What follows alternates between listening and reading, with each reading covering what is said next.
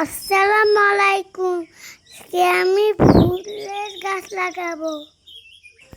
এই গাছগুলা আমার ফ্রেন্ড গিফট করেছে।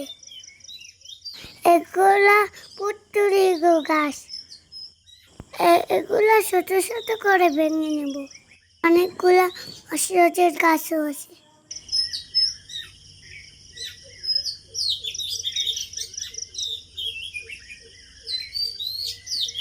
এভাবে ভেঙে নিচ্ছি।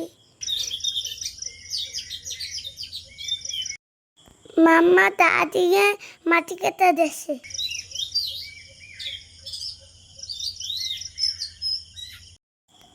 বন্ধুরা, এখন আমি গাছ লাগাবো।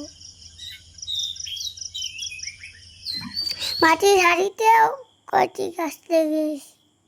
এখন গাছগুলোতে পানি দেব।